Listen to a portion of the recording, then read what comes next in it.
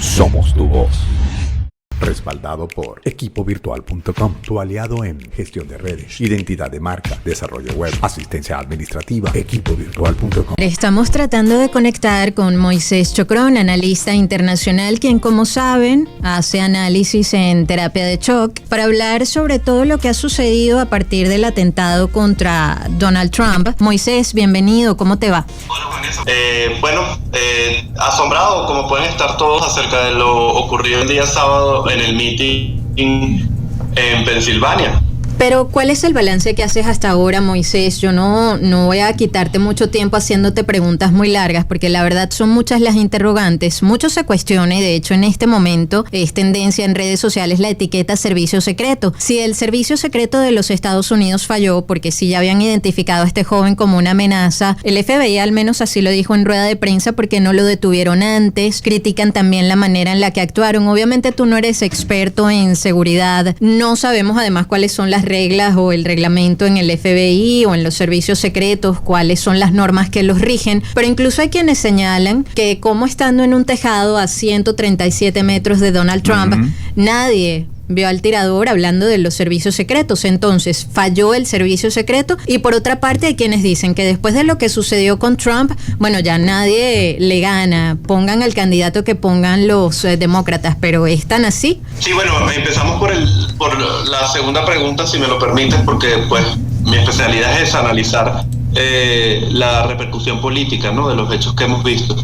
Y efectivamente ya es poco relevante si Biden continúa siendo el candidato demócrata para las elecciones de noviembre, porque efectivamente es muy difícil ganarle a un presidente, y en este caso a un expresidente que está haciendo campaña para volver a la presidencia después de un atentado como este. Además que Donald Trump pues tiene, gracias a este atentado, se sacó quizás la imagen más importante de toda su carrera política, porque esa foto resulta épica, ¿no? Pero por otro lado, también tenemos que entender, bueno, una de las cosas con las que se especula, porque todavía no se sabe, no se tienen los hechos bien corroborados, es que no se sabe si efectivamente la herida en la oreja de Donald Trump es producto del impacto de una bala, o más bien es producto de un vidrio, de un teleprompter que se encontraba, estos teleprompters que se usan hoy en día, que se colocan, que son como una especie de vidrios que se colocan a los lados diagonalmente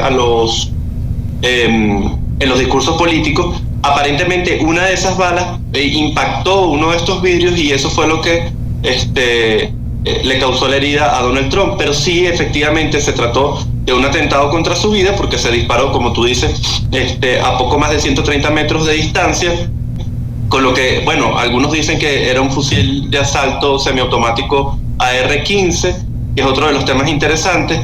Y además no es la primera vez que ocurre en los Estados Unidos. Es decir, desde la conformación del país, el primer atentado que sufrió un presidente de los Estados Unidos en funciones, en este caso estamos hablando de un expresidente en campaña, pero la primera vez que un político en funciones recibió un atentado fue en el año de 1835, estamos hablando de Andrew Jackson. Y se han asesinado, claro, los casos más emblemáticos de magnicidios en los Estados Unidos es el de Abraham Lincoln y JFK, John F. Kennedy. Sin embargo, han sido en realidad 4 los presidentes asesinados estando en funciones, y además han sido casi 20 actos violentos contra políticos estando en campaña o en funciones.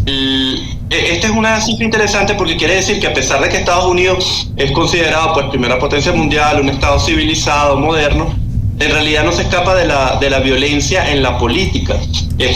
Nosotros en Venezuela tenemos pocos registros en realidad de magnicidios o intentos de magnicidio en comparación con los Estados Unidos. Estoy haciendo la comparación específicamente con este país que estamos analizando. Sí. Pero sí, efectivamente, pues, Abraham Lincoln fue el primer presidente asesinado en funciones, le sigue James Garfield, William McKinley, y el último fue precisamente John F. Kennedy en la década de los finales de los 50, principios de los 60 del siglo XX. Pero efectivamente hoy en día ya no importa tanto quién va a ser el candidato que se ponga a Donald Trump, porque tienen asegurada prácticamente la presidencia para noviembre. De hecho, la juramentación como candidato del Partido Republicano se va a seguir haciendo este mismo jueves. Una de las cosas interesantes es que, pues como nada es perfecto y en política todo se puede utilizar, una de las cosas que pueden todavía utilizar los demócratas es precisamente la crítica que tienen contra el uso civil de este tipo de armas como la que se usaron contra Donald Trump, que ya el mismo Joe Biden en algún momento ha tenido que hablar sobre el tema y ha dicho que no está a favor de que la población en general pueda utilizar armas de este tipo de calibre, que son básicamente armas de guerra, porque se trata de fusiles de asalto.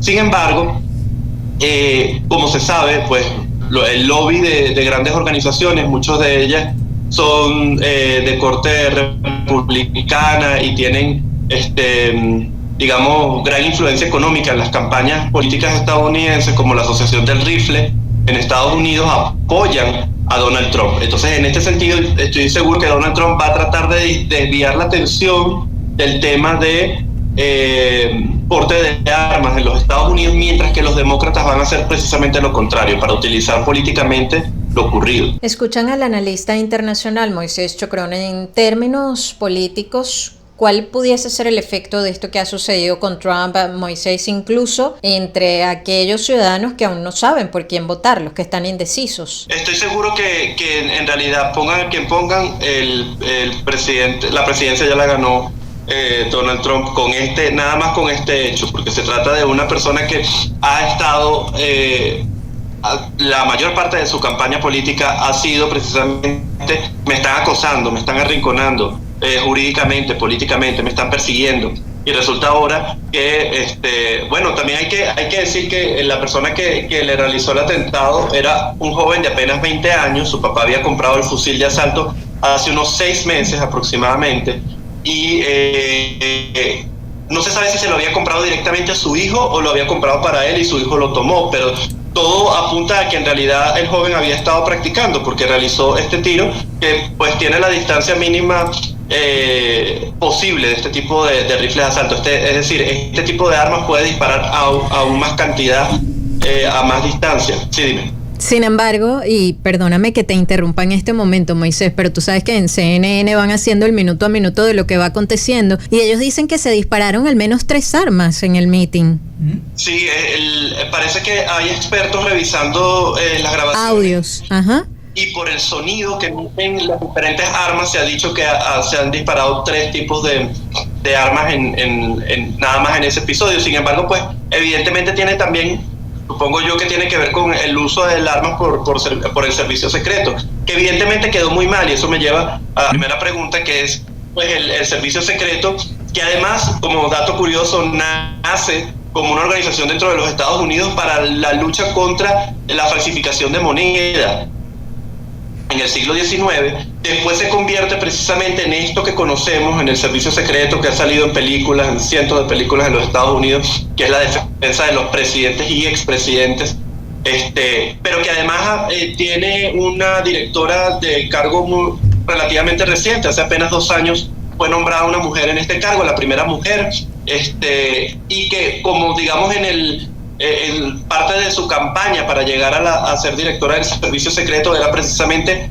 que quería lograr que cuando menos el 30% de los agentes del servicio secreto fuesen mujeres, y por eso vimos en las grabaciones cómo se acercaban no nada más hombres grandes, sino también algunas mujeres en el momento del atentado. Cuando menos se pueden ver todos claramente. Y luego, cuando lo llevan a Donald Trump a la camioneta, también podemos ver mujeres del servicio secreto trabajando allí.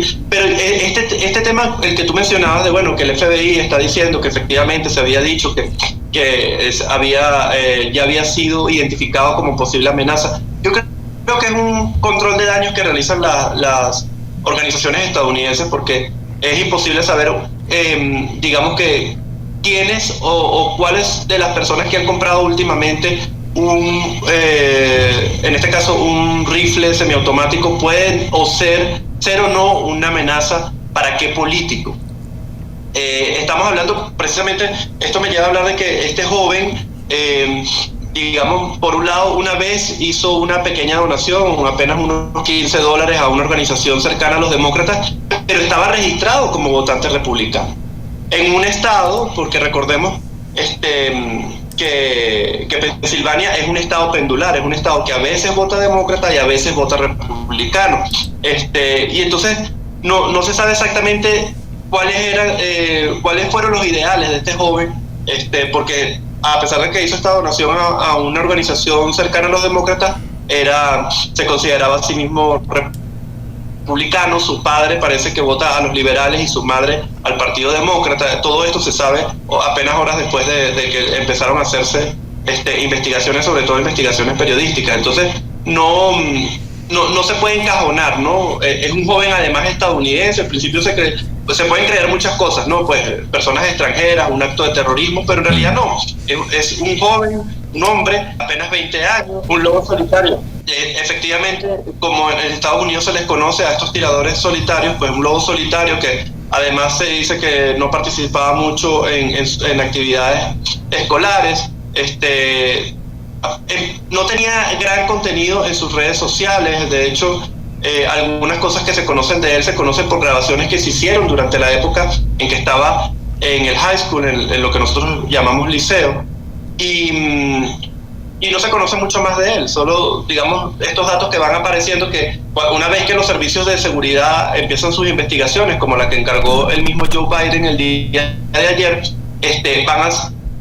por un lado se restringen la cantidad de información que se le dan a los periodistas, pero por otro lado hay que esperar, porque ese tipo de información en algún momento va a salir producto de las investigaciones oficiales. Sí, seguramente seguiremos hablando de este tema, Moisés. El tiempo hoy se nos acabó, así que recuérdanos tu usuario en redes sociales. Claro que sí, @Choc, terapia Choc, como se escribe mi apellido, Chocrón. Hasta la próxima. Moisés Chocrón con nosotros, amigos oyentes. Él es analista internacional, está al frente de Terapia de Choc. Queremos escuchar tu voz. 0414-119-7230. Envíanos un SMS o WhatsApp con tu comentario o denuncia. 0414-119-7230.